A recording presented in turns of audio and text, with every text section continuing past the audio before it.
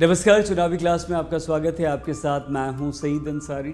18 से 22 सितंबर तक संसद का विशेष सत्र आयोजित किया जा रहा है। सत्र का एजेंडा अभी साफ नहीं है। विशेष सत्र के एजेंडे पर चर्चाओं का सिलसिला शुरू हुआ तो उल्लेख महिला आरक्षण विधेयक से लेकर वन नेशन वन इलेक्शन तक, समान नागरिक संहिता तक सारी संभावनाओं का आगे। गौरतलब है कि केंद्र सरकार द्वारा बनाए गए रोहिणी आयोग ने भी पिछले दिनों अपनी रिपोर्ट राष्ट्रपति द्रौपदी मुर्मू को सौंपी। संभव है सरकार ये रिपोर्ट संसद में पेश कर दे। तो आज की चुनावी क्लास में हम उल्लेख करेंगे रोहिणी आयोग का और ये समझने का प्रयास करेंगे कि लोकसभा चुनाव से पहले इस आयोग की रिपोर्ट किस तरह देश की राजनीति में गर्माहट ला सकती है। क्या है रोहिणी आयोग? दरअसल केंद्र सरकार ने अक्टूबर 2017 में दिल्ली हाईकोर्ट के रिटायर्ड जज जी रोहिणी की अध्यक्षता में इस आयोग का गठन किया था। इसका उद्देश्य अन्य पिछड़ा वर्ग की सब कैटेगरीज पर गौर करना था। फिलहाल ओबीसी वर्ग को केंद्र सरकार की नौकरियों और शिक्षण संस्थाओं में प्रवेश में 27% आरक्षण मिलता है, लेकिन ये शिकायतें रही हैं कि ये लाभ केवल कुछ ही ओबीसी तबकों को मिल पाता है। जिन्हें वाकई इस लाभ की ज़रूरत है उनको ये लाभ नहीं मिल पाया। रोहिणी आयोग से ओबीसी जातियों के बीच 27% कोटे को समान रूप से विभाजित करने के लिए कहा गया था। अगर सीधे शब्दों में हम कहें तो सरकार चाहती थी कि रोहिणी आयोग ओबीसी समुदायों के बीच आरक्षण लाभों का एक समान वितरण करने वाले मापदंड तैयार करे। क्यों? क्योंकि अक्सर शिकायतें मिलती हैं मजबूत जातियां अपने बेहतर आर्थिक और शैक्षणिक स्तर के बूते कमजोर जातियों के हिस्से के आरक्षण के फायदों को हड़प लेती हैं। तो जाहिर है ये कवायद ओबीसी में सबसे पिछड़े वर्ग के लोगों को लुभाने की बीजेपी की रणनीति का महत्वपूर्ण हिस्सा माना जा सकती है। क्या है रोहिणी आयोग? ये भी आइए समझते हैं। मंडल आयोग के अनुसार हमारे देश में ओबीसी वर्ग की संख्या 52% के आसपास है। हालांकि अलग अलग ओबीसी संगठनों का दावा है कि उनकी संख्या में और अधिक विस्तार हुआ है। कर्नाटक विधानसभा चुनाव की रैली में राहुल गांधी ने सबसे पहले जातीय जनगणना की मांग की थी और जितनी आबादी उतना हक का दांव चला था। राहुल गांधी ने आरक्षण की 50% की अधिकतम सीमा को समाप्त करने की भी मांग की थी। राहुल के जाति कार्ड के माने क्या है?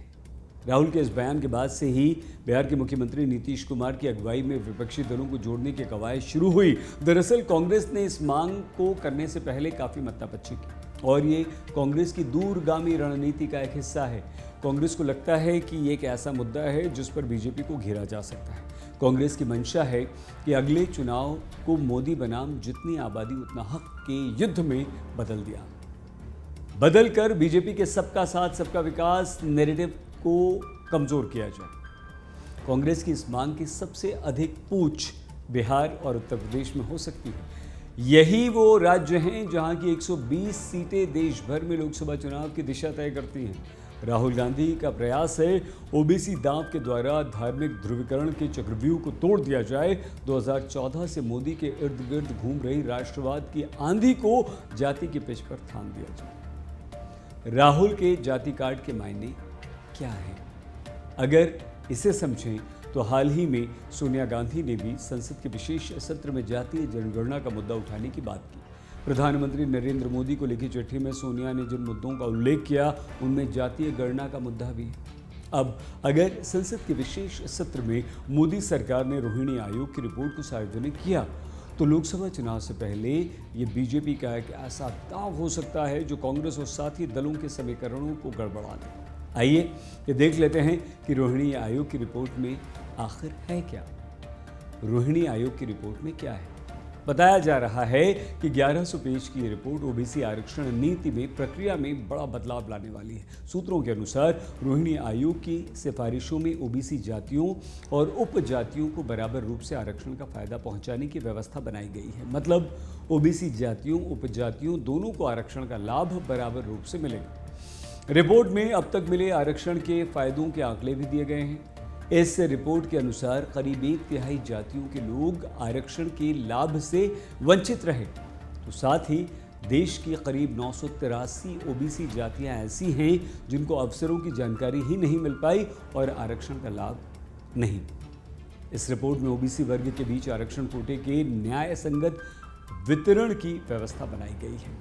जाहिर है 2024 में लड़ाई पेचीदा होती जा रही है। राजनीतिक लड़ाई में महत्वपूर्ण भूमिका ओबीसी वर्ग की होती जा रही है। संभव है राष्ट्रीय राजनीति में आने वाले दिनों में एनडीए और विपक्ष के इंडिया गठबंधन के बीच इसी वर्ग के वोटों की खींचतान सबसे अधिक हमें देखने को मिले।